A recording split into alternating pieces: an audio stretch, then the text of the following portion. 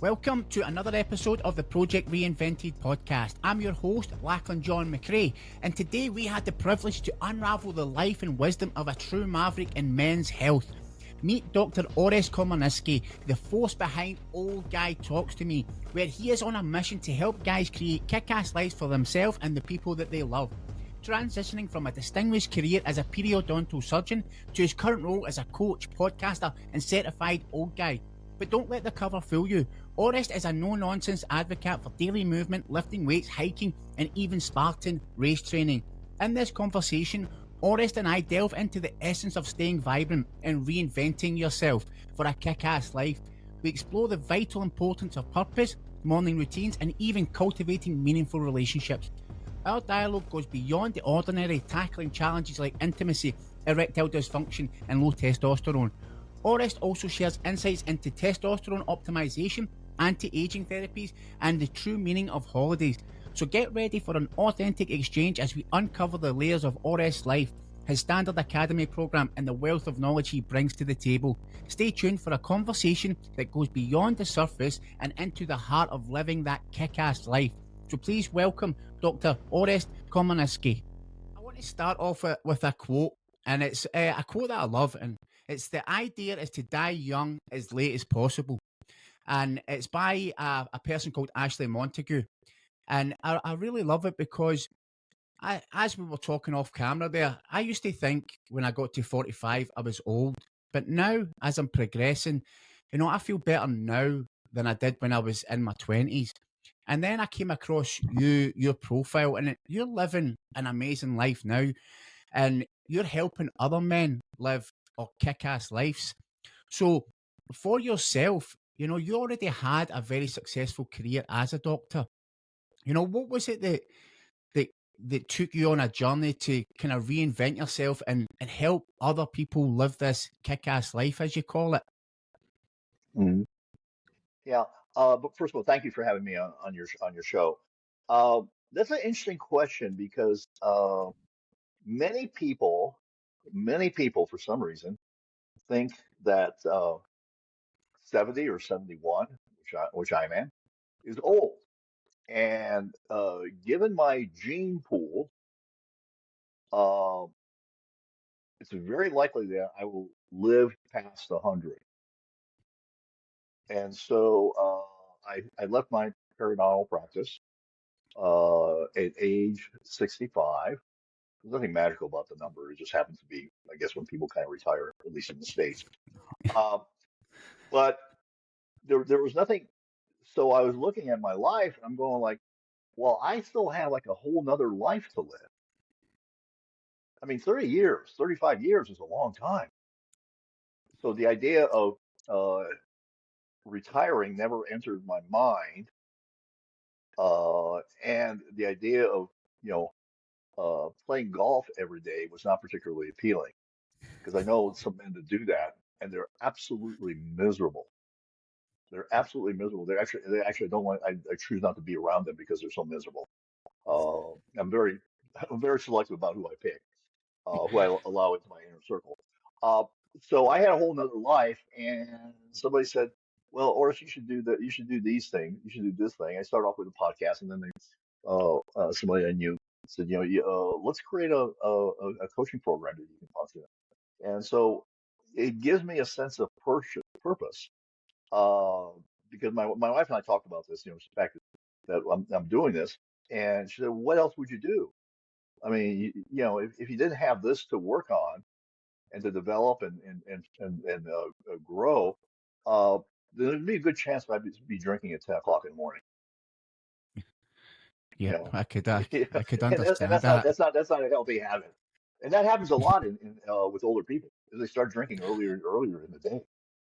Yeah, it happened with my dad. My dad retired, and my stepdad, and he started to drink a little bit more because he was so used to working long days. He was in construction, and then when he retired, he was lost, and he started drinking.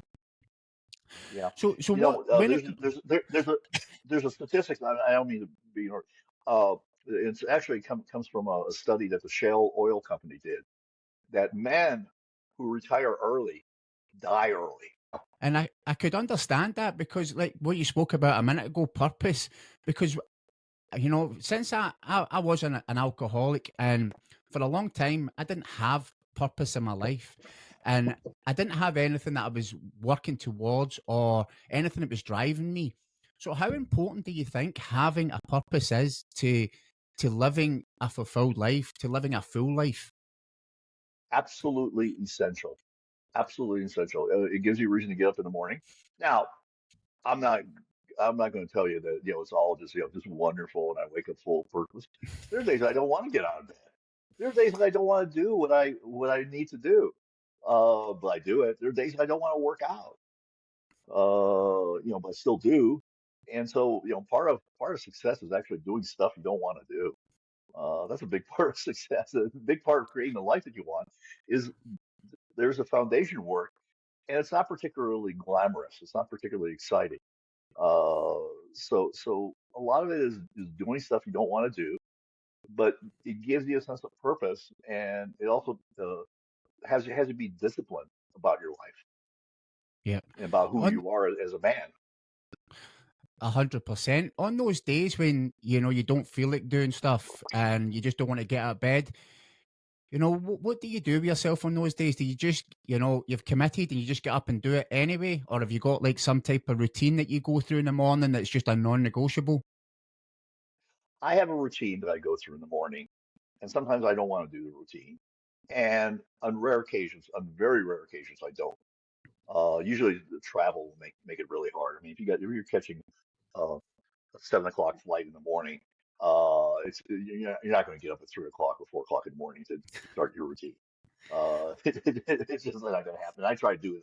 I try to do it on the road, but I do have a morning ritual that helps establish the day.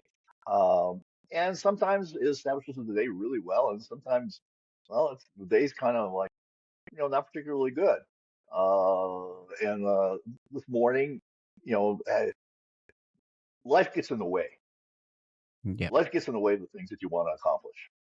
And I wrote about this morning in my journal, and I said because I had to get up, I had to take the car in to be serviced at the dealership.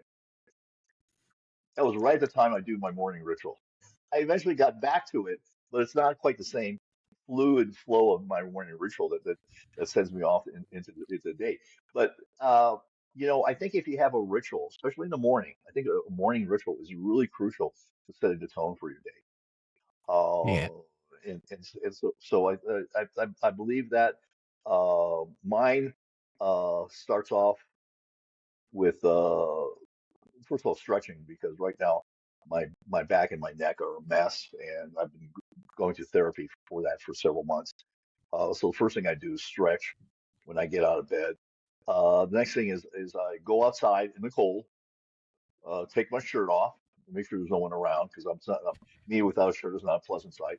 Uh, and I go out and meditate for about 20 minutes Yeah. in the cold, and that's kind of a Wim Hof thing. He does the water baths, but if you're out there in the cold for 20 minutes, so that kind of gets the same. You get kind of a similar effect. And then I journal.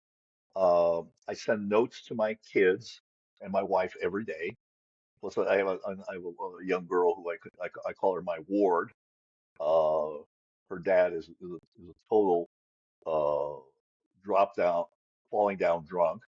Uh, and so she doesn't have a good male role model in her life. So I try to be that. She's in college now, but and I journal, and then there's some things that I do that in terms of answering some questions. But at the end of the day, the whole point is to work to be a better version of yourself today than you were yesterday, and that's the major thing. Yeah, I agree with you on that. When I started getting my life together, the morning routine was crucial for me. And I've not stopped since, it's coming up 5 years now. And I don't, think that I could have achieved what I have if I didn't have some type of routine in the morning. Because as you said, it gets you in the flow towards your day. And like you, sometimes I don't have the time to do it or life gets in the way, but that's just life.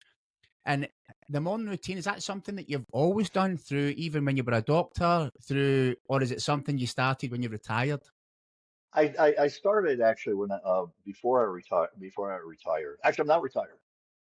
Yeah, I've just switched sorry, career. retire from, yeah.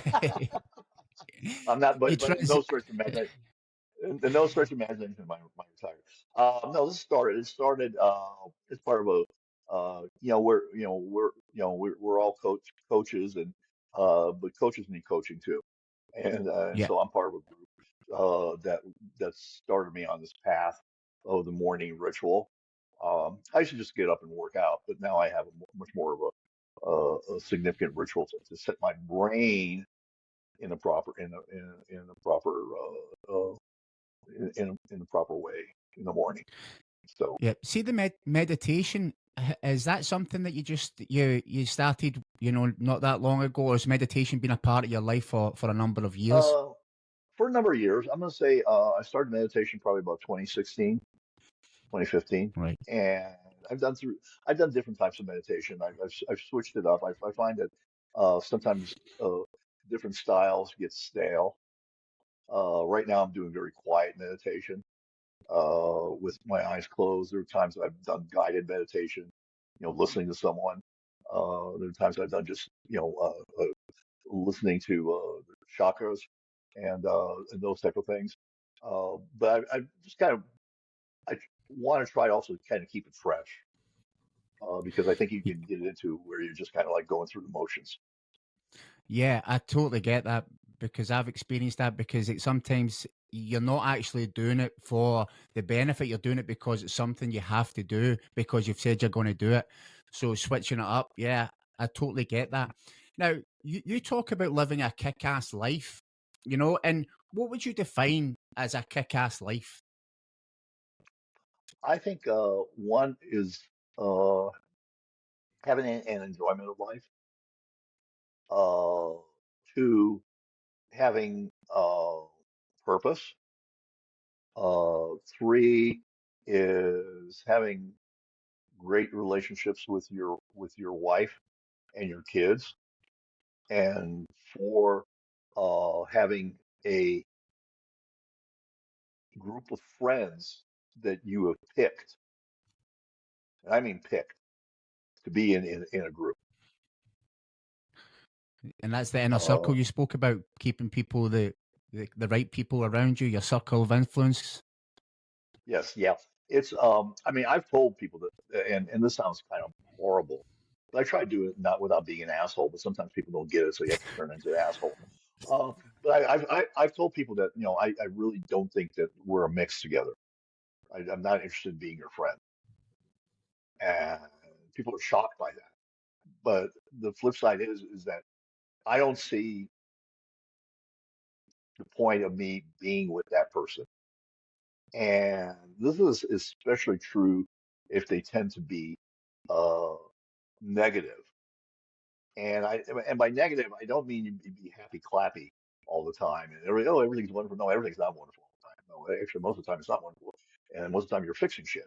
Uh, but there's a people that have people. There's people that fix, and there's people that have a victim conversation in their head. And I Yeah. don't allow people to have a victim conversation in my head. I used to play the victim a long time ago, and I was a very good victim. I could I could tell a story that I would play the victim card so well that basically it was kind of my best way of getting laid. I actually spoke about this on the last podcast, playing the victim, because it was always everyone else's fault. And I was the same. It was, I just had no awareness of what I was doing. But what you're saying is you're really protecting your energy because your energy is vital. And if you have these Right? people that are draining your energy, then that's going to take away from your overall fulfillment. So I think more people should be more conscious of who they're allowing into their life so that they're Yeah, operating at the highest level and they're not getting drained by what some people call energy vampires. I've heard the word phrased. yeah. So I think, I will tell you that. Yeah, yeah. Sometimes that's your family. oh yeah, So we've cut out. uh, my sister and my brother-in-law all over life. And I think they cut us out too. But it was just like, whenever we interacted with them, all I want to do is to go in the closet and drink vodka. At the end of any interaction, be it on the phone or in person or whatever, I just want to go in a closet and drink vodka. Yeah, and that's not a good place to be mentally No. or spiritually or in any kind of way. And you've obviously got a wealth of experience in life, so you will know, especially if you've been that victim, you'll be able to identify it. Because what I used to find when I went into a place and the energy was off, I used to think it was me, and I would think there was something wrong with me. And until I started to understand energy and I realized that it wasn't me, I was just picking up the vibes from somebody else's energy, and I was taking it as my own. And when Yeah. I identified that, I was able to then say, right, well, I don't want to be in the company of these people. And not sometimes they weren't bad people, it's just that our energy didn't match. So I totally understand Yeah. that. Yeah. You don't have to turn someone bad into bad. And I learned that in my last engagement before I got married. I was engaged several times. I didn't get married until I was 40. And my modus operandi was beautiful, very smart women. That was kind of it. And so this last one, uh, she was a physician, and we were having problems, and she decided to go to that we needed premarital counseling, which is already a red flag. That's Yeah. already a red flag because everything should be just honky dory during the engagement. Uh, and The therapist finally, we got to the point where we parted, but I was able to part without making her the bad person. We just weren't meant for each other. She was good. I was good. She wasn't evil. She was actually a very nice person, but we just we weren't a mix. So that's the one thing that people do. Um, one of the things like when sometimes when we one of the things that I spend a lot of time is on relationships in my coaching program. And the guy I have men tell me, "Oh, you need to," but they're in a no sex marriage, okay, or very infrequent. That by definition, that's like zero sex to like three times a year or something like that. And they go like, "Well, it's her fault. She doesn't want to." And I'm going like, "Whoa, whoa, whoa, whoa. No, there's two people in this relationship. What are you doing to make her not want to?" Yeah. And and there's several things that men do. Uh, and I'll tell you three things to never say if you want more sex to a woman. First one, I want more sex. Okay, that's not going to go. Second one is I want more sex.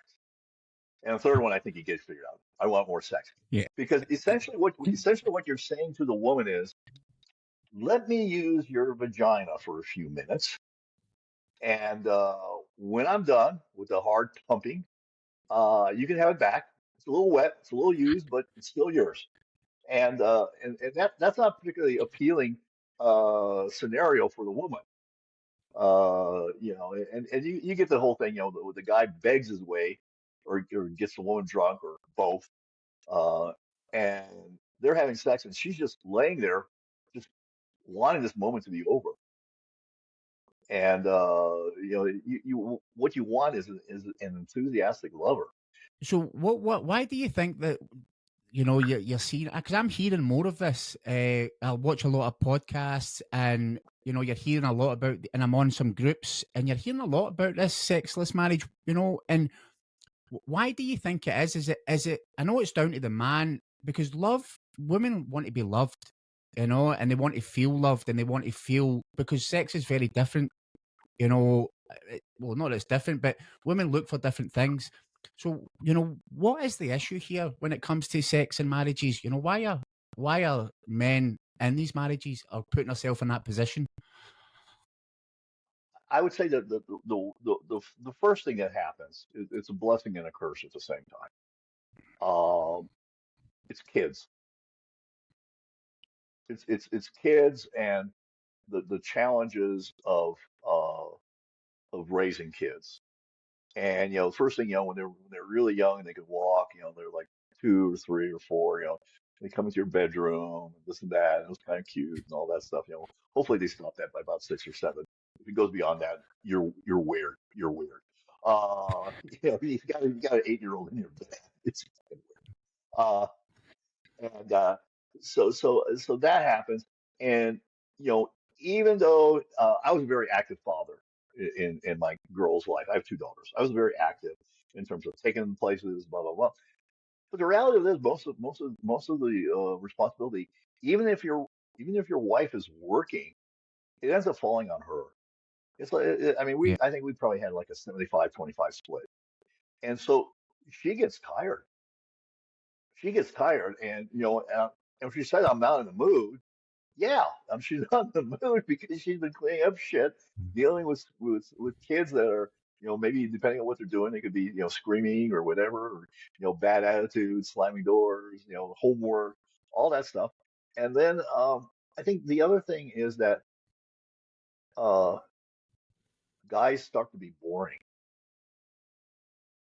If you want intimacy in your relationship, you always have to be seductive, and you always have to be acting like you're almost single. And I mean, towards if you're courting all the time, I mean, and I say stuff. I know I'm not going to have sex that day. I'm not going to have sex that night. But I say stuff all the time just to kind of keep it fun. Be kind of a little bit of a bad boy, uh, and I'll be flirtatious. And so I think that a lot of times guys forget that, and then they get frustrated. Then they get into this repetitive cycle, and then they start blaming her, and she gets tired of being blamed, and blah blah blah. And next thing you know, somebody's having an affair. And then there's divorce papers show up, and guys, living off 40% of what he had. He's in an apartment. Uh, she's got the house. I always tell my divorced friends, look for the woman who's got the house over her ex-husband. so what can the men can if they're looking at the relationship right now and they're thinking, that they're talking about me, we're not having sex, and you know what can they identify as what they're doing wrong? Because I know exactly what you're talking about with kids coming into the equation, and it is difficult, and they do go to the mother all the time.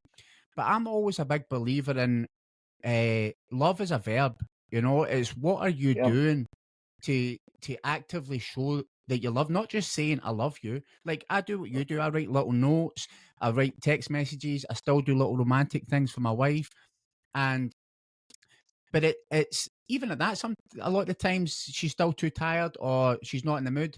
But I understand that because I know she's got a full-time job. She's a mother to 2 children. She's run ragged. So yeah. as a man, how can we be better husbands, better, more present, connected, passionate husbands or partners? I think the thing I was talking about, being flirtatious, being fun, appreciating her, letting her know that you appreciate what she does. One of the things I've been doing for 25 years now plus, and this is just really inexpensive. Guys, put this in your Outlook calendar for every other week on a weekday. I go out and buy a dozen red roses every other week. And they got that little powder that you put in the vase, and you cut the roses at an angle at the end so they have more surface area for the water to go in. And I do that pretty much every other week. And the reason and to this day, my wife still appreciates it. And that just says I care to go to the store to go buy a dozen roses. It's like what, $10 or $12. I don't know where you're located. Say that again. Where are you located? Like, Oh, I'm in Scotland. when you're in Scotland. So, it's going to be, it's not going to be very expensive. Buy a dozen red roses, put them in a vase, and don't have any expectation.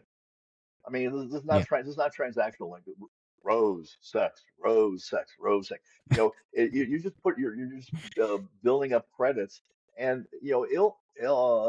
depending on where you are, it's going to have almost immediate effect. But if you're having sex once a year, uh, you're gonna be delivering roses for several months before you even, and you're gonna be getting some puzzled look like, what the hell's this about? What are you Yeah. doing? What do you want? You want sex, don't you? And you just say, you know what? I just and just say, don't even say yes, I want sex.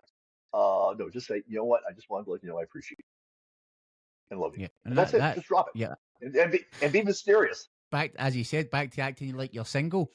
So, see, when you're coaching, Yeah. how do you approach that topic? And if you're coaching an older man, how do you approach that? Are they quite open to telling you that?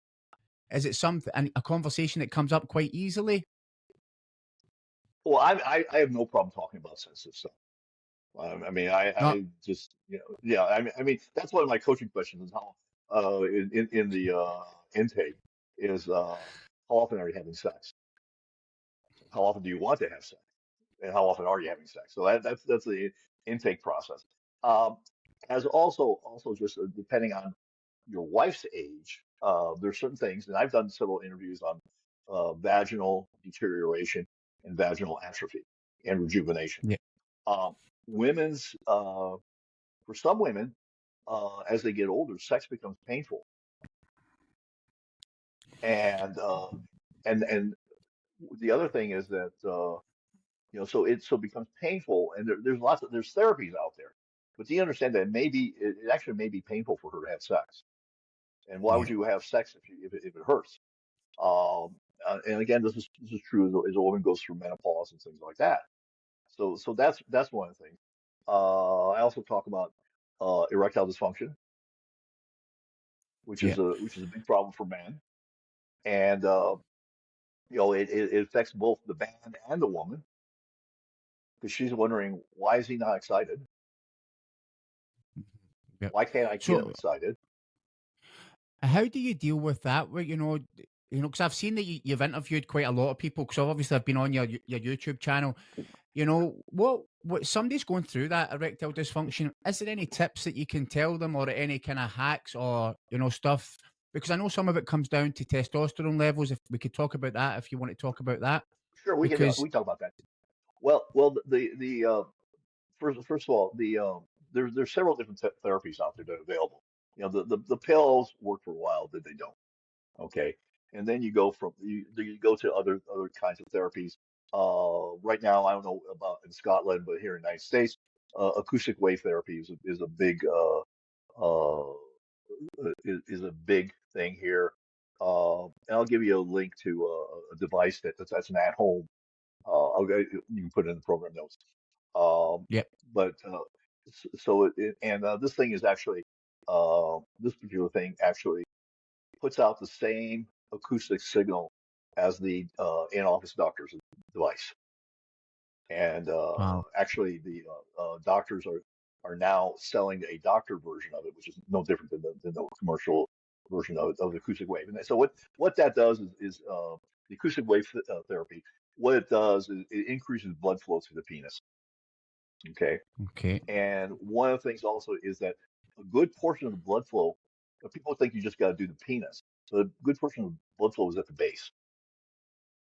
Okay, okay, so and so you got to work that. And actually, uh, because I marketed this device, and I have one, but I have it's great for tendonitis and injuries. I get a lot of injuries from lifting heavy. I'm a power lifter, and so if I get like tendonitis or something going on or tweak a muscle, I put this acoustic wave and it gets blood flow. Basically, it increases blood flow, it increases blood vessels in an area that you use it. So that's really good.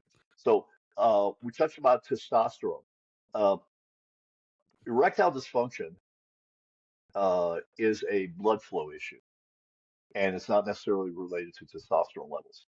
Now, testosterone Okay. levels have to do with your libido, your sex drive, which kind of can be part of the erectile dysfunction equation, but it's a very different thing. And I'm speaking from I've been on testosterone optimization for over 30 years, way before it became popular, way before popular. And my primary care doctor, even to this day, still uh, uh, he just shakes his head when he looks at my numbers and what they are. Uh, and he goes like, "Why do you do this?" I said, "Because I feel great." Yeah. I said, and I've been his patient for about 35 years, and he's now showing the effects of low testosterone. His shoulders are caving in on his chest. He's gotten pudgy. I have another doctor that told me he got fat. Um, so so the testosterone is a thing that what's considered normal lab values right now is not healthy. As a matter of fact, one of the major companies, lab companies here in the States, have dropped the what's considered normal, the normal range. They dropped it from 1100 to 960. That's a 140 point drop. That's more than that's about a little bit over 10%, if my math serves me Oh, correctly. Yes. At the bottom, they've dropped too. So what used to be considered low testosterone is now falls into the normal range. And this range has nothing to do with healthy, because 20 years ago, the numbers were very different. 30 years ago, the numbers were very different in terms of what the range was. Um, and it's a problem for older men. Now, let's flip that over and talk about young men, because there's some comments that um, young men aren't as masculine as they used to be. And there is lots of hormonal truth to that. I have friends, physicians who treat uh, men with low testosterone, and they're continually telling me, and I also talk to young men about this, about their testosterone levels. They have young men in their 20s showing up with lower testosterone levels than men in their 50s and 60s. wow. And so, do you know what's the cause of this? Have uncovered, why? Yeah, there's a thing. It's what the hell is this journal here? Uh, there's an article in the Journal of American Physiology, and they talk about lots of what they call endocrine disrupting compounds. A lot of the GMOs, a lot of the plastics, all the stuff, all the toxins that we have, the fertilizers, things like that. Uh, and what's happening is that in utero, uh, the testicles aren't dropping when they're supposed to, so they're not developing properly, and so consequently you get low testosterone production. The other thing that's happening, and this is what was a major part of this particular paper, and there was one. There's was the major authors are from Hebrew University in Israel, and then also one of the named authors, also a epidemiologist at NYU, New York University, and they were looking at sperm counts, and this has all sorts of ramifications. But they were looking at sperm counts in men, and sperm counts have dropped by 50% in the last 30 years. 50%. Holy fuck. 50% in the last, yeah. And the rate of that decline is not changing. It's going down and down and down. Their prediction is if this continues at this pace, most of the men in the world will be sterile by 2050. So, and this is all the stuff Now that's going into food. food and all pesticides, all that stuff.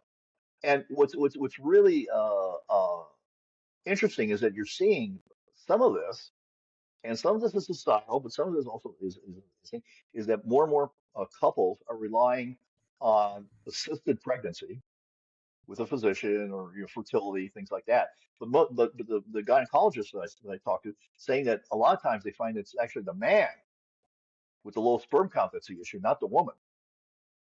And so this is an issue. But you're seeing this also demographically. Uh, the United States, I believe, and Hungary. and Hungary is a whole different case, are the only countries whose birth rate is exceeding the death rate. Now, that would not be the case in the United States if it wasn't for the United States being heavily Hispanic, which tend to, the culture in Hispanic families is to have a lot of kids. But Yeah. you look at Japan, they're not even close to replacing the people that are dying off. Most of Europe, they're not replacing the people that are dying off. Hungary is the exception because they're actually paying people to have more than two kids. You get some sort of payment from the company so to have extra kids. So so this is showing up in terms of birth uh, birth rates around the world.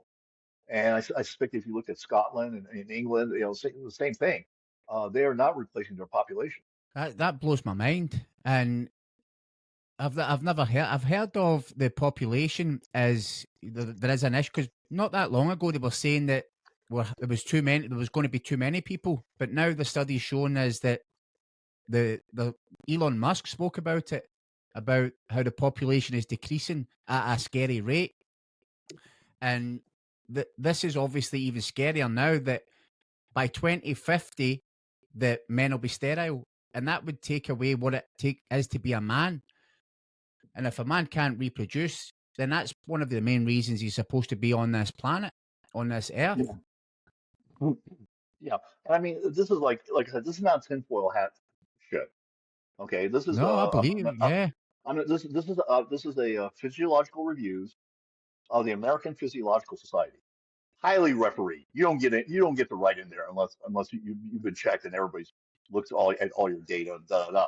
And this is like a 40, 50 page report article on it that talks all about this. Um, it was published in 2015, or I'm sorry, published in 2016. It went online in 2015. But yeah, it's called Male Reproductive Disorders and Fertility Trends, semicolon, influences of environment and genetic susceptibility. Like I said, this is not tinfoil hat shit. There's a lot of yeah. tinfoil hat shit out there. But this is definitely not it.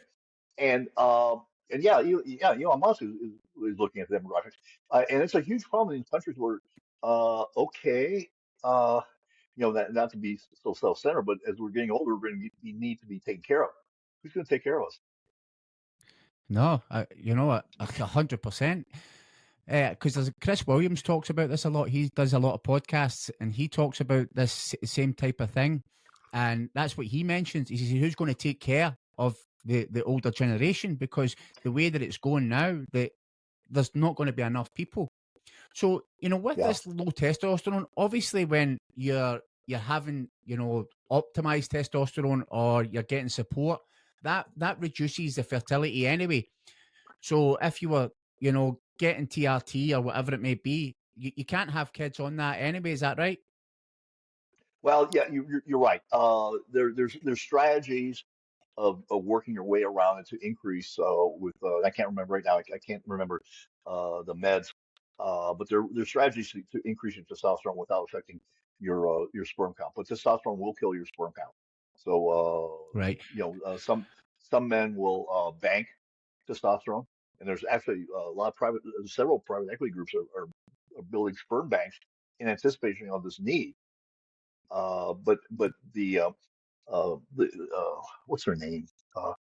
The lady who was one of the authors on the book. She has a book called Countdown, and what she talks about is one thing. Shauna Swan.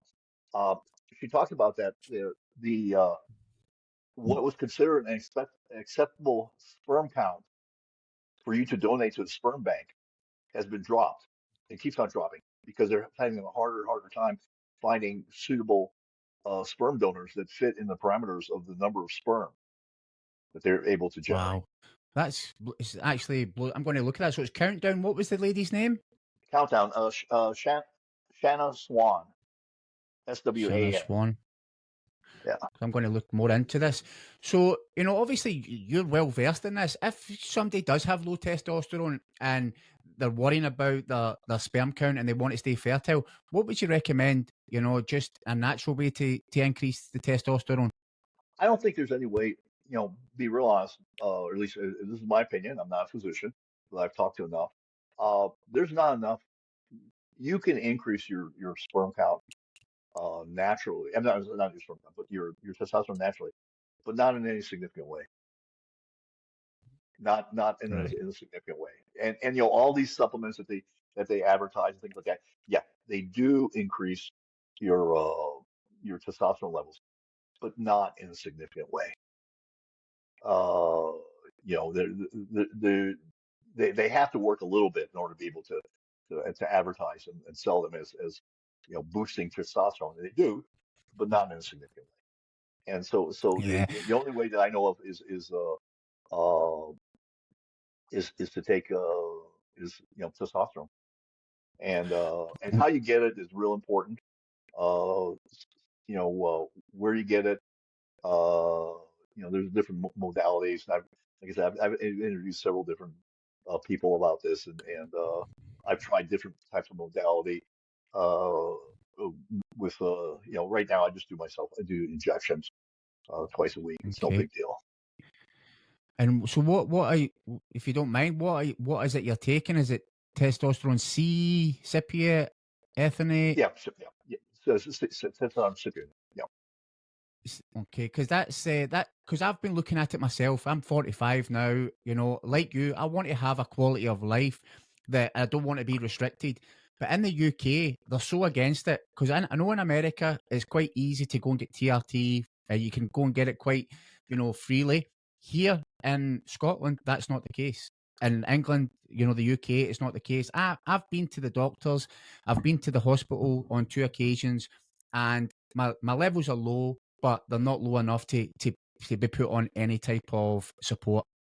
So yeah. I've Well, been because looking at it. they're teaching they're treating to the numbers, to the ranges. Yeah. And that's what you're saying. The numbers are lower now, and they're probably even lower in the UK than in America. Hmm. So it's I don't actually know what the numbers are here. I would have to go and look at that. But I know that they don't want to be, helping people out with this. And in the UK, certainly, it's not something that is readily available, and that's why people have to buy it on the black market, or they have to buy it online, or they have to run the risk of not knowing where it's coming from. But what's the benefits of it? Of optimizing your testosterone. What benefits do you see from it? Okay. First of all, it's a monster antidepressant. It is Yeah. a So mental monster health. yeah, mental health. I went to New Zealand about 4 years ago, prior to COVID, well, with my daughter. And about day 8, my wife's going, we were on the phone. She goes like, "What's wrong?" I go, "Oh, nothing's wrong." And day 10, we're on the phone again. She goes like, "Did you take your testosterone?" I go, "No." I didn't want to, take it into a foreign country, deal with somebody at the border checking my luggage. Next thing you know, everything because I mean everything I have is under this prescription, so it's not that. But I just didn't really want to figure that out. And so one, it's a monster antidepressant. Two, it helps you be more active and decisive.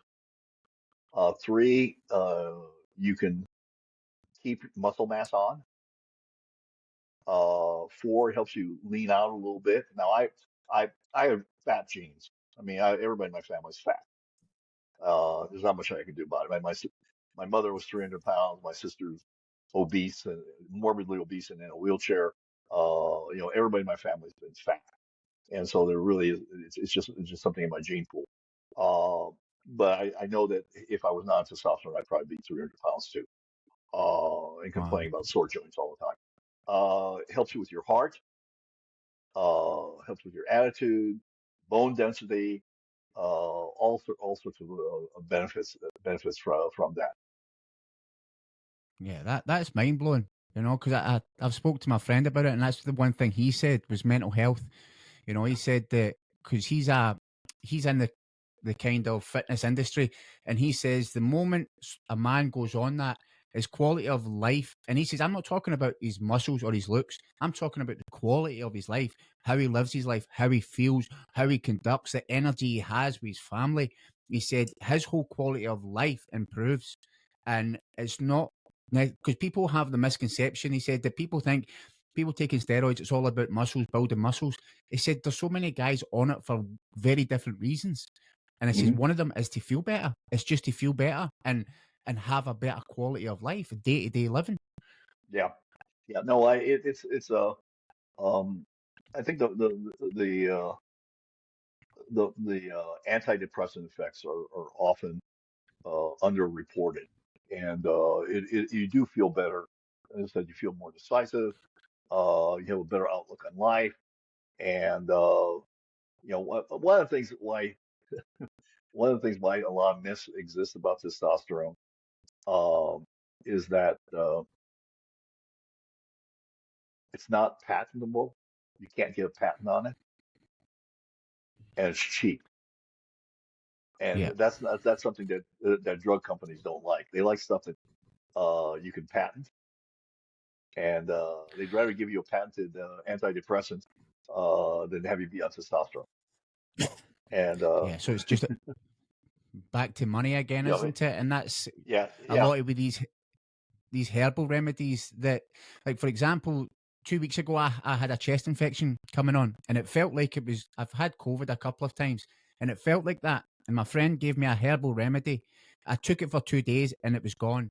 And, it was just stuff that I had in my cupboard. It was ginger, garlic, turmeric, black pepper, cinnamon, and it boiled it in a pan. I drank that for 2 days, and it basically stopped it. Whereas before, I was I was kind of laid out for 2 weeks, some even 3 weeks last year, and it's these they don't push these kind of more natural, where the Chinese have been doing it for hundreds of, if not thousands of years with great success, but they'd rather give you, these synthetic, tablets or whatever it is that they want to sell, because it comes back down to the money again. Hmm. So see, when it comes to the testosterone, because I know you've done a bit in the anti-aging as well. Does that cross over into the anti-aging as well? Does that help with the Sure. anti-aging side of it? Actually, yeah, yeah, it does. All the other stuff works much better if you're hormonally optimized, both men and women, from peptides to stem cells to exosomes, platelet-rich plasma, all that stuff. Um, and you can call me a conspiracy theorist, but I was training for a Spartan race. That's I don't know if they have those in Scotland. They're obstacle courses, and Yeah, I know what you're talking about. so I was training for one, and then COVID came. And I was still training, and then I had my one COVID vaccine, and then I had my second. Then I had a second booster, and uh, all of a sudden I couldn't run. I was going from running an hour to I couldn't knock out 10 minutes. I couldn't do burpees like I used to. All sorts of stuff. And I never really associated the two. And at first I went to my cardiologist, and he did all sorts of tests. And then I went to my pulmonologist, and he had done a pulmonary stress test, and that I had to go into the hospital, not admitted into the hospital, but I had to actually go into a hospital to have it done, because they had all sorts of devices there. And I did it again, and he told me that my lung volume was down by 25%. Yeah, and the only thing, and I've a friend of mine talked about this, and he and I talked about this. The only thing he also noticed a difference in his uh, cardio ability. So about 4 months ago, I had some stem cells infused, IV, and we'll see. It takes anywhere from 6 to 9 months for the stem cells to work, and we'll see whether they reverse some of what's happening in terms of my lung capacity. Oh, and I'm a bit of a conspiracy theorist as well, so I'm on your side there, because I never got the jabs. I never got any of them, because I just from the beginning I thought it was something dodgy about it, so I refused to get them. But my wife got them, and she fell ill quite quickly after them. So I hope that stem cell works for you. Now, what is, see, the stem cells? Because I hear a lot about it, but I don't actually know what it is. So if you're getting stem cells put in, what does it, obviously, I must say very different types of it, but what's the kind of general, idea of it? It's basically to regenerate tissues that have been damaged, and that's the whole thing. And the stem cells have the ability to assume very many different characteristics. And for some reason, and I don't know, I'm not scientific enough. I have interviewed a physician, really smart, about stem cells, and she was telling me that the stem cells actually can figure out where the damaged cells are in your body. Now, as a general matter, a lot of times people will inject stem cells directly, let's say, into a bad joint. Because I've had some of my friends have gotten stem cell injections into their joints for bad knees and things like that. So, and then they basically regenerate tissue. That's Wow. it's as simple as that. I Is had it quite another an lady easy that, process? not on your pocketbook. It's really expensive.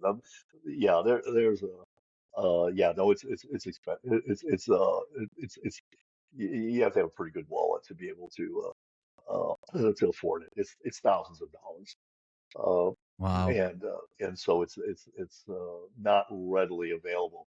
But there's other things that are not quite as expensive. Well, platelet-rich plasma is one of them, and I mean that's a few $100s. Um, but most of it, like I don't know the medical system in Scotland and England, but the doctors that do this don't take insurance. It's all you pull your credit card. When you go in, you pull your credit card, and Yeah. you expect a four-figure, maybe even a five-figure bill. Wow. Yeah, we don't have insurance here. Everything's under like the public health. So our health system, Yeah, even though yeah, it's good that we have public health, but there's a lot of downsides to it because we don't have access to other treatments like testosterone, stem cells. These are all things we would have to seek out privately and pay a lot of money for. yeah, Whereas, yeah. and it's the same in the UK. Well, I think in the US you can get testosterone treatment on your insurance. I'm pretty sure you can get that. No, Is that the case? No, you no. have to pay for that. There's lots of Yeah. what they call them T-mills, and then that's a whole nother subject. But they're not necessarily the best at getting you to therapy because they make sure they give you a whole bunch of other stuff that I don't think you need. Um, but no, most people that are on testosterone, so it's on a cash basis. Oh, yeah, got it. So, let's talk a little bit about what when you're coaching, because you've obviously been in this for what, 6 years now. Hmm. And when you're working with, for example, older men, what some of the common mistakes that older men make because they're letting their age limit them, whether that's their activities or their mindset or even their relationships. Yeah, well, I think first of all, let's define older. I don't. My I work for men 40 and up, and so Yep. you know, one of the things is attitude. Uh, and okay, let me take a step back. Most people cannot clearly articulate what they want. They're walking generalities, and consequently, they don't get results because they Yep. don't have a clear idea of what they want. The next thing we figure out is why do you want that? And a lot of times when you're trying to attach a why to a what, and by the way, I don't know if you know who Simon Sinek is, the author. Yeah, I know him. I know Simon. Yeah. Okay, okay. Yeah. He's wrong. You start with what, not with why. You start with what. And so the what, and then once you attach a why, you figure out whether you really want that what. Hmm. Do you really want that? Are you willing to put in the work to get it? Because the why, well, the why is actually you want stuff for the feelings you get, and so that's kind of the why. And then the last thing is the how. And the how, it's a plan, but you better be ready to adapt and pivot because I guarantee you the plan you set out is not the final plan. It's good to have one because you can pivot off of it, but it's not the final one. It's not the one that's going to get you to the result you want. Um, so that's it. The other thing that I talk about quite a bit is that the most important relationship that you have, the most important relationship that you have, is the one that you have with yourself. Yeah. Okay, that sets the tone for every other relationship, and the and that relationship that you have with yourself is set by the conversations you have in your head with yourself. You got Yeah. crappy conversations, expect a crappy life. And Yeah. And that's that, a that Tony Robbins saying. Yep, Tony, because I think because what you said there is it actually reminded me of Tony Robbins. He says, figure out what you want, which is your vision, and then why you want it. That's your purpose of why you want it, and then create that action plan. But when you said a minute ago that you find a lot of people don't know what they want now. Is that because a lot of the time they don't believe that they have the ability to achieve it, and that comes down to their mindset, or is it they just don't have any clarity? I think it can be a number of things. One is a disbelief that they can achieve it. There's also a looking for immediate gratification, Yeah. and that doesn't happen. Uh, you know, and but I think also to clearly articulate and a by when what you want. And people say like, "Oh, I want to be happy." Well, happiness is not a goal. Uh, and and part of also is that I tell men is that my job is not to make you happy. I am not here to make you happy. I'm here to help you achieve what you want, and then you can make yourself happy by achieving it. But I'm not here to make you Yeah. happy. I'm kind of I can be kind of an asshole if I need to with men in my coaching program because I will call you on your bullshit. I will call you out in a second, especially if you're saying stuff that does not match up with the reality of your life.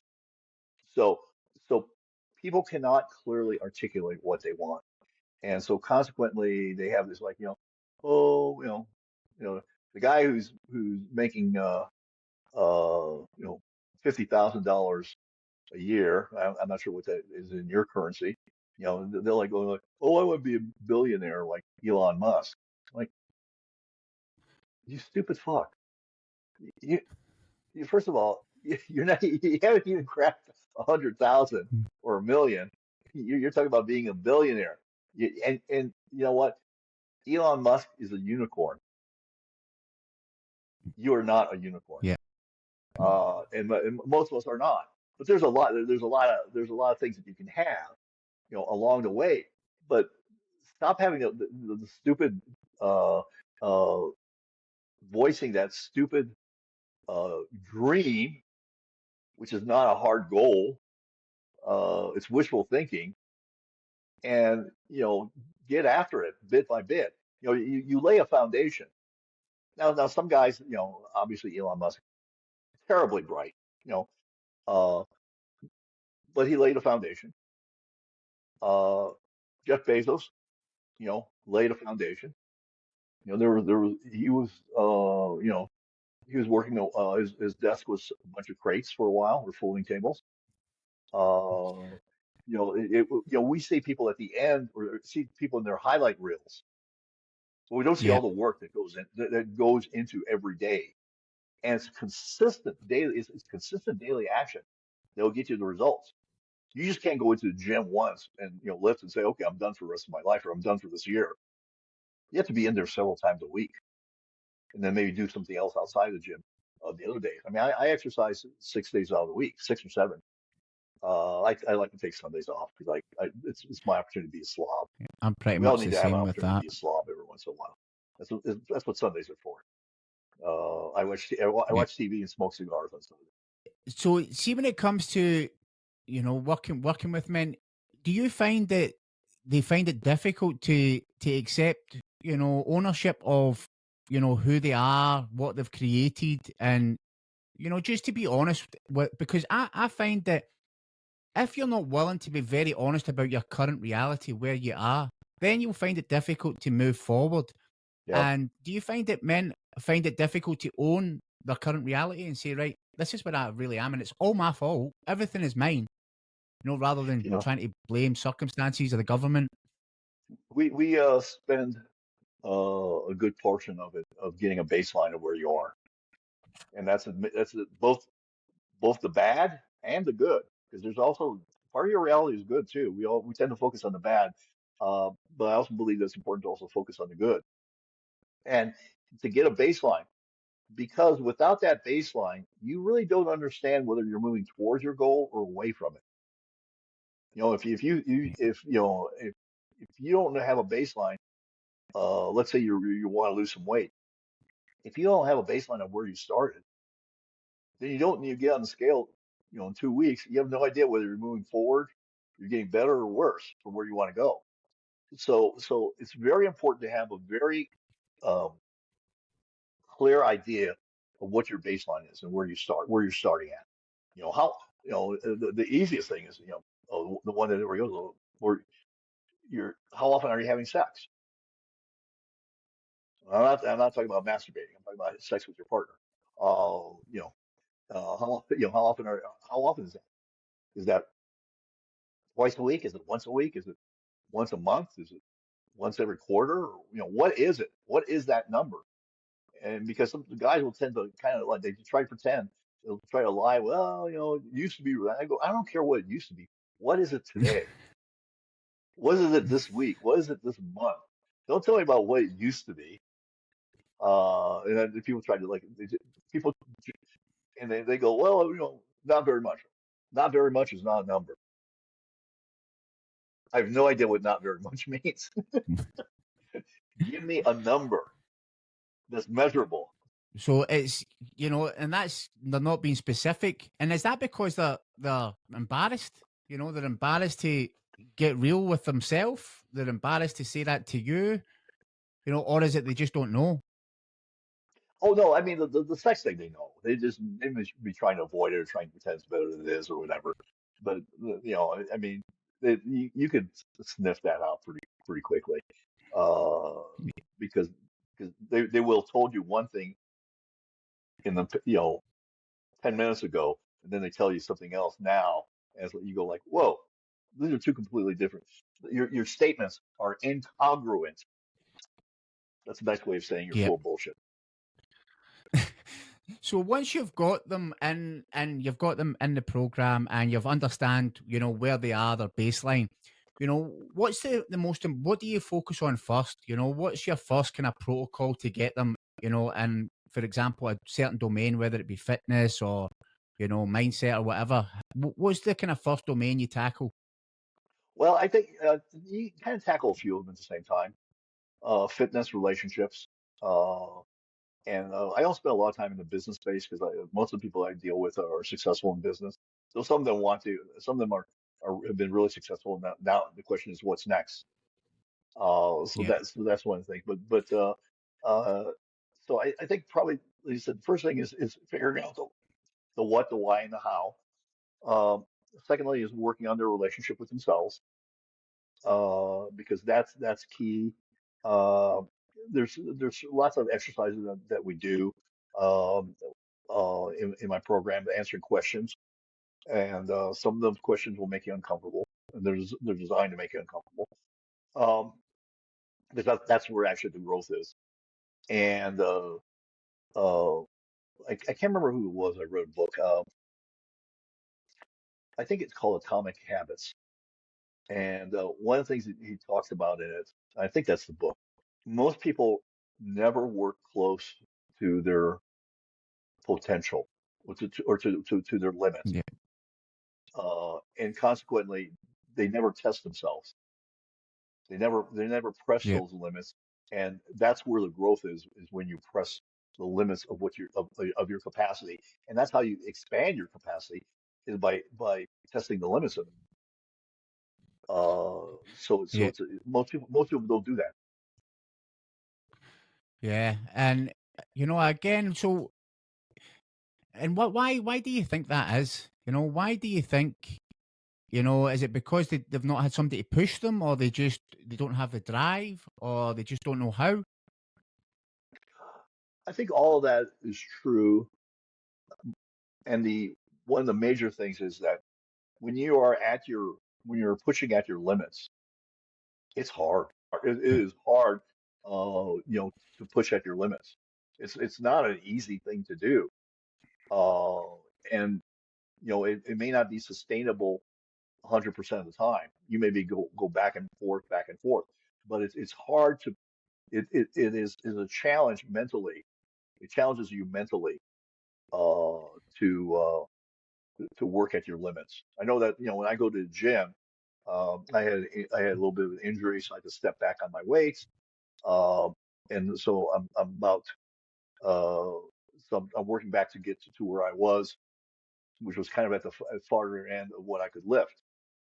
But it's hard to do, um, especially coming back from an injury.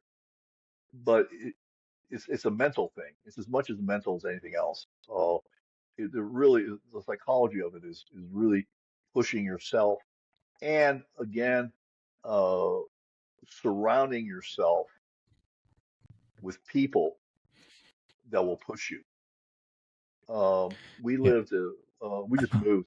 We used to live in a 55 and older community, and they had a very good gym there. And I went there, and I like going like everyone was old in there, and there was no one there that was pushing their limits.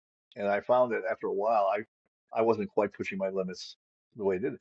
So now we moved, and we're no longer in that 55 and older community, and I go to a regular gym, Yeah.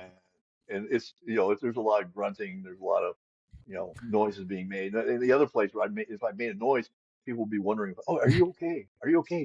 Do we need to dial 911? No, no, you don't need to dial 911. I'm fine. Look at home. Just leave me alone and let me get on with my workout. You Yeah, know. yeah. Well, But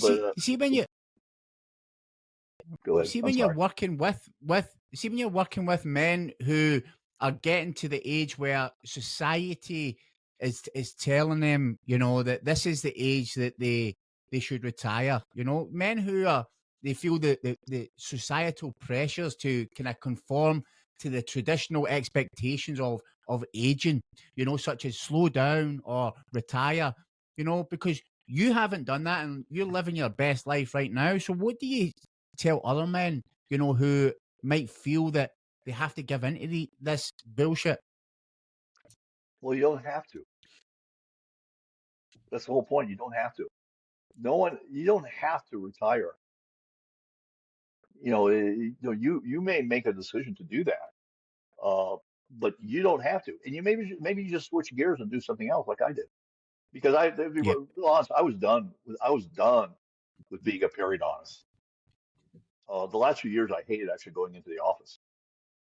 I was really done, and so it was time for me to leave.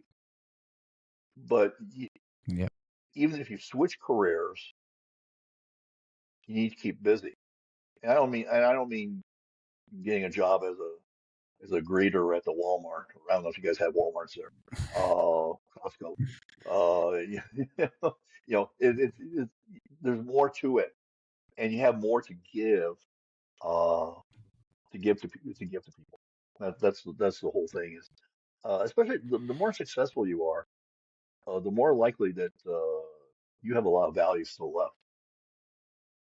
yeah. That's very true. So you've got the program called the Standard Academy, which is a men's Mhm. lifestyle program. So how does that work? So if somebody wanted to get involved with you, how does it work? Do they have to contact you for a kind of consultation, or Yeah, you know there, what's there- the there's process? there's two ways. One is both of them involve. a 7-week on-demand video program with exercises, and you can do that. And you also get a email from me every day with a short video that makes you sure you stay on pace. Work with me one-on-one for 12 weeks, and we have 1 hour uh, Zoom calls, and we go through the video on demand and go beyond that. And that just the video on demand actually lays the foundation. And then the one-on-one coaching is where I get really I get into who you are as a man and what you want and what needs to happen to get what you want. So if somebody, they're 40 years old, they're kind of they're looking for a career transition, or they're fed up with their job, they're overweight. What kind of results would they expect to see after working one on one for 12 weeks with you? One-on-one is going to be the start of 12 weeks. You're gonna you're gonna lose some weight, you're gonna gain some confidence, you're gonna get some clarity about what you want, and also the start of some good habits. Really, that's the whole thing. A lot of it has to do with creating also systems for yourself, and each of us is different. We have different things that work for each other, but helping you create systems that will support you through the course of your life. And it's never a straight line. We all have setbacks, so that there's no silver bullet that like you're done. But you're going to be well on your way to establishing the life that you want. And we would anticipate that you would have some significant improvements in your relationship with your significant other and kids, or be on the start of that. I mean, if you are on the verge of divorce, you're in a different starting place versus if you're Yeah. just a man who's having uh, sex once a month and you and your wife are talking. Uh, those are two different places to start from. So you have to be, not that we don't expect dramatic improvements, they also have to fall in line with where you are, what your starting point is, and that's the very beginning. Because I don't want to set any unrealistic expectations. If you're having sex once a year, you're not going to be in 12 weeks. You're not going to be having sex twice a week. Okay, let's just make that really clear. Yeah. That's just it just ain't going to happen. I don't care who you are. And people promise this and they don't fucking deliver on it. Uh, so what you're doing is you're laying a foundation, you're laying foundation, taking and as the foundation grows, you take a step up, you take a step up, you take a step up, you take a step up. Some of the things that I do in the module, the last module, has to do. I refer to it as how to get laid more frequently without begging. Now, some of the things in there you can do if you're having sex once a month. You know, good portion, about 70% of that, you can do. You can do a lot of that. You incorporate that pretty quickly. If you're having sex once a year, if you try to incorporate some of those things, you're gonna get the weirdest fucking look from your wife. Like, what are you thinking? What are you thinking? You know, because you just haven't laid the foundation for it, and you can. Yeah, I mean, you can. It's just not going to happen in a concentrated period of time. So that's really the biggest thing is have goals that stretch you, but don't have goals that are totally unrealistic. I mean, I am never going to be a billionaire. I am never as much as I love basketball, I will never play in the NBA. I could spend 20 hours a day in the gym and shoot shots all day. I will never play in the NBA. It's just not happening. I can even buy a team. I still wouldn't be play in the NBA. That's what it comes down to, Yeah, being realistic, yeah, you yeah. know? and realistic doesn't mean settling. No. Realistic does not mean settling. But like I said, the guy says like, "Oh, I want to be a billionaire like Elon Musk." Come on.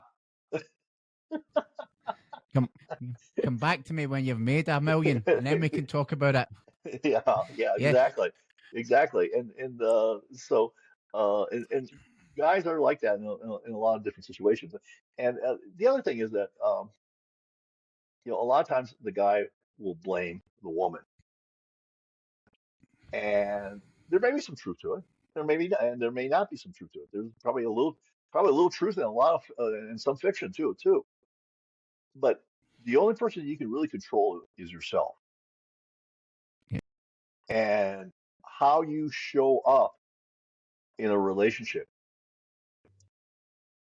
will change the course of that relationship if it's not going well. Because when you show up as a different man who takes responsibility, then that's called leadership. And people want to be around leaders. Yeah. I Because agree. it's very powerful, and power, a powerful man, power is an incredible aphrodisiac. I get you on that one because and what about respect on that as well? About having respect in the relationship? Pardon me, I'll go ahead. I'm sorry, I didn't mean to have that right. No, no. I was just about respect because I got asked a question yesterday. Would you rather be liked or respected? And, you know, and obviously I would like to be both, but, respect is something that you earn. And if your wife doesn't respect you, in the marriage, then that's going to obviously impact the relationship because she doesn't see you as a man that she can, maybe count on or respect. Yeah, And absolutely. how does that play into it? Yeah.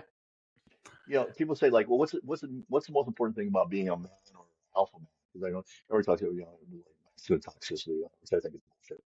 Um, the most important part of being a man is to be a gentleman. It starts there.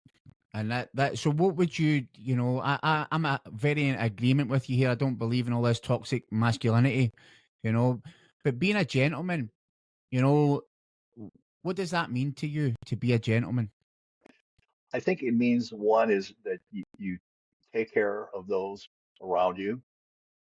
You treat them with respect and love. You're there to as a protector. Um, you're there a little bit as a bad boy. It's you're not. It's not all. It's not all good. You're funny. You're respectable. You're industrious. Uh, and this is something I don't do often enough. You open the damn car door. Yeah. Uh, I don't do that often enough. When I do, it's Yeah. noticed, but I don't do it often enough. Little things that are considered to be gentlemen add up over time with your wife. They Yeah. do add up. Again, I'll get back to the number one thing that I have all my guys start on. Go to the store, buy a dozen red roses, and do it every other week. Why every other week? Because the roses die in about 5 to 7 days. They get thrown out, Yeah. and you let a week go by, and then they show up again. Put that in your Outlook or Google Calendar. Do it on a Wednesday or Tuesday when it's not expected. It's not a Hallmark holiday. It's not damn Valentine's Day. You see a pathetic guy in the supermarket on Valentine's Day buying, roses that normally cost $10. They're $50, and a box of chocolates, and thinking that's going to solve his life. No, it's not. It's too late. It's too late. It's not enough, and Yeah. it's too late. No. So, if you get you know, any just closing bits of advice, or it's just, first of all, how I'm going to put down everywhere to contact you, all your links. I'm going to have all that on there. And is there a link for a discovery call or anything that you want me to Yeah, enclose? if people I'll need to get in I'll touch go ahead. with you? Yeah. I'll have a call for discovery call. It's a short, uh, 20-minute call. It's not something where I'm going to try to sell you anything. You don't need to have your credit card handy for that call. Uh, that, that it's just to get to know you, and then if we think that there's a uh, if there's a mesh, there's then we move on to the next level call. Um, but I think probably the biggest thing is that never give up. Yeah, I love that. Every day, every day I get up, and my wife thanked me for doing this, for fighting to keep the decrepit man old out, to keep the Yeah. decrepit old man out. And I've had some medical side in the last in 2022.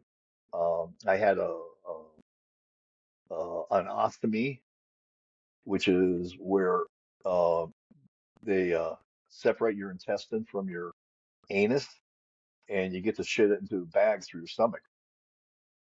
It's life altering. Fortunately, I got Wow. put back together. 5 months later, I got put back together, and I'm back to normal. But uh, those type of things, especially as you're older, uh, can affect your psyche, and you see that often in the gym, where some guy, really, pretty, older, like myself, and they vanish from the gym for a while, and they come back and they're a shell of themselves. They've had some traumatic health event, or maybe their spouse died or something like that, but some traumatic event in their life, and they don't recover. And part of the recovery, a lot of the recovery, is a mental determination to not get old. Yeah. As I used to say, one of my taglines used to be like, just because you're getting older doesn't mean you have to get old. Yeah, and that's what I love about you, because old is a state of mind. Old is a Hmm. state of mind. That's what I believe. And I'm going to be like you. I'm going to be hitting that gym when I'm in my 70s, 80s, 90s. I'm going to be working out until I'm gone from this earth, because Hmm. I know the difference in my life when I hit the gym and I work out, and also when my relationships are good, because I know when shit's bad with my wife, my head's a mess. So all these things I've learned to keep everything that I can in my control, make sure that I'm doing what I'm supposed to be doing, so that the other parts of my life are running smoothly, and that's including the gym, the relationships, my business, my health, all of that. Yep. So old is just a state of mind. Okay. Yes, it is. Yes, it is. Yes. So I'll put all the links in there. Orest, is there anything that you would like to discuss that we haven't spoke about already?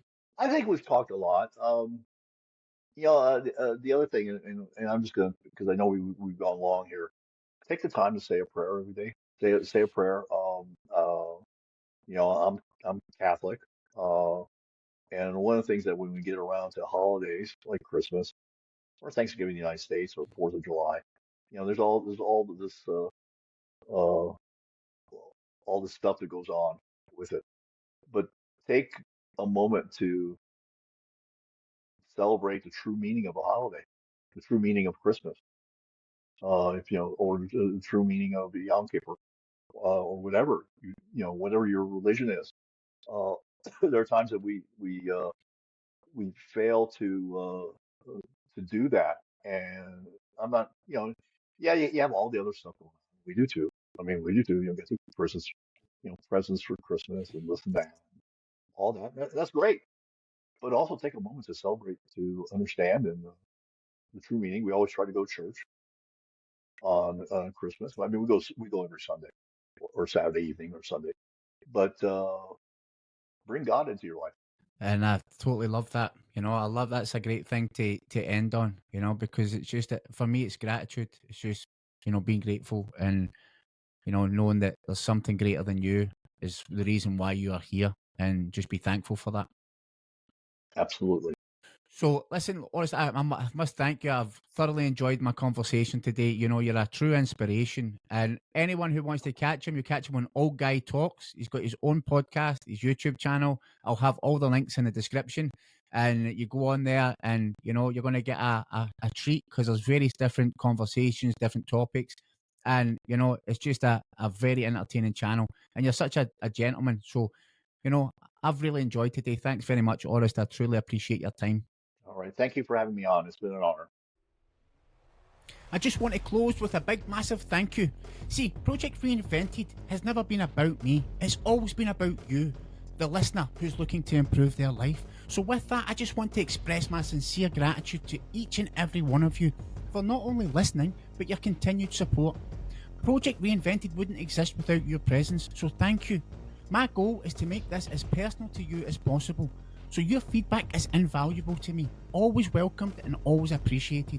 So as we go on this journey together, remember the art of reinvention doesn't always demand big, massive leaps. See, big change starts with small steps. So think about this. What's one small action you can take today that will reignite your journey of life reinvention? Make that decision to take that step. See, life's a canvas, reinvention's the art, and you're the artist. So start creating. See you next week.